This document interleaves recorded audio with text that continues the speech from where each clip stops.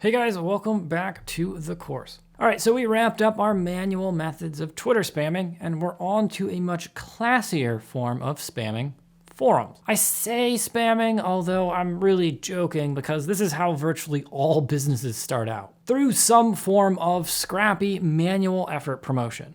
And that's the way the Lord wanted it. And the one we're gonna cover in this lecture and the next couple lectures is very, very scrappy, scraptastic some might say. What's a forum, you might ask? Well, it's any site online where people gather to talk about some specific interest. It's from the ancient Greek, for, meaning to gather, and being the Greek word for StarCraft. Once you have access to these forums, you can then spread your gospel in the most efficient way you want.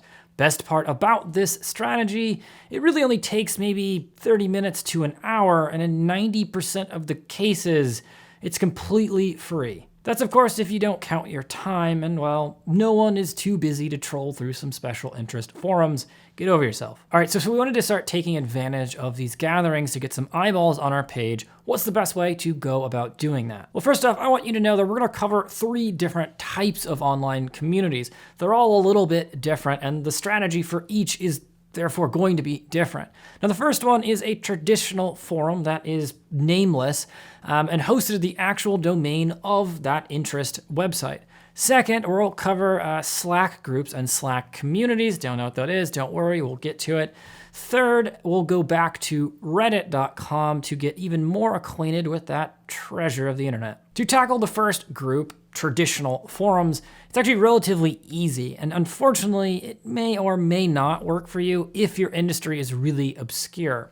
But you really would be surprised, as there are literally hundreds of thousands of forums on the internet, ranging from interior decoration to people who think they are elves to people who like to collect antique phones. Variety. There are 2 different ways really to find a forum. Number 1 is the direct route by just going to Google and typing in the broader category of your industry, plus the word forum, community, or even adding in some of the names of the most common forum softwares, such as PHPBB, vBulletin, and Simple Machines. Believe it or not, between those 3 I just mentioned, vBulletin, PHPBB, and Simple Machines, that actually is 93% of all of the online forums. If you have a forum, there's a 93% chance you use one of those. So if you search for that specifically, it's gonna look just for forums. So try to think of a topic that would attract people you wanna talk to and get to look at your product.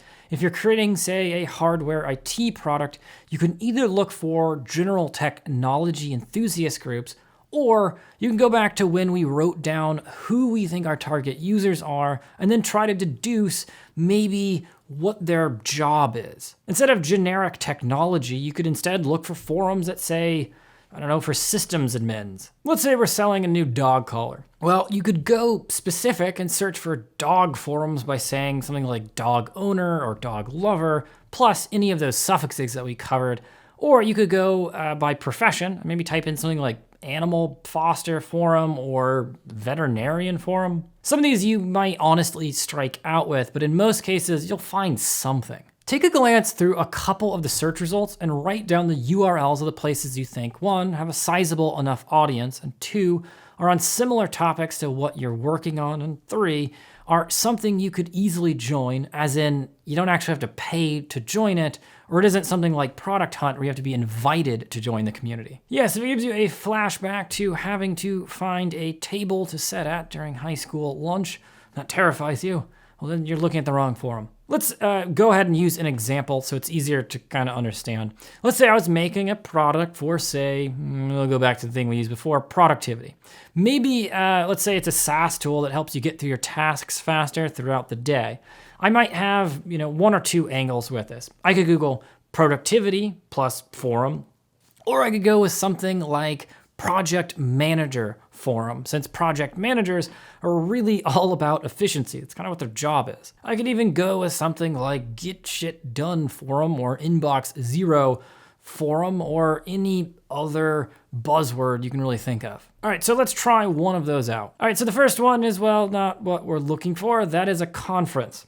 Great place to do this in real life, but personally, we instead want to hide behind our computers and never see someone's face. The next one in the list is from Stack Exchange, and after taking a peek at it, we can actually tell that yes, this will work. Just as a side note, you'll often notice your topic is actually a subtopic of a bigger forum. That's perfectly fine. Just make sure that the subtopic group itself isn't dead. Make sure to check the date of the last post. Okay, so I would mark this one, Stack Exchange, as a winner. Now, scanning through the others in my list, I can see that there is a Lifehacker article that links to a productivity forum.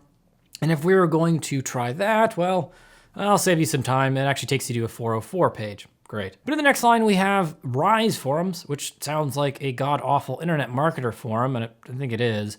But it does actually have a separate section on productivity. So that actually looks pretty promising for what we're trying to do. Both Stack Exchange and Rise Forum are legitimate options for this technique. Okay, so do that for yourself. And if you have trouble, obviously just go and post in the Slack group. You should come away with at least a handful of forums to check out. Generally speaking, when you search and then you click through, you're gonna run into 3 different types of forums.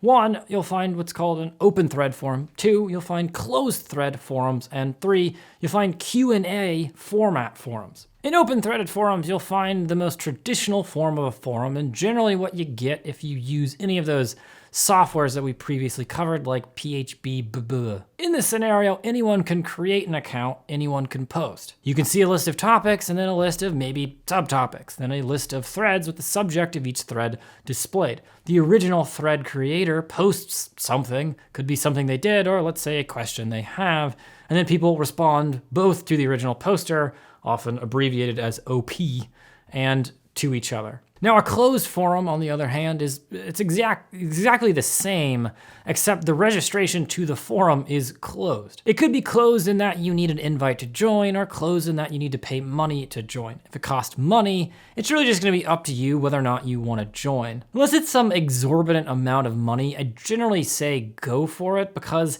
if the group is relevant, you're gonna wanna be lurking in there anyway. The last type, like we previously saw, is a Q&A forum. The difference here is that the topic of each thread is a question, and the posts after that are going to be directed at that question and not what other people said. The game is a little bit different here, so just keep that in mind. All right, so we know how to find forums, and we know, generally speaking, what types we're going to have to handle. In the next lecture, let's talk about getting into them and actually making some noises. Get as excited as you possibly can. See you then.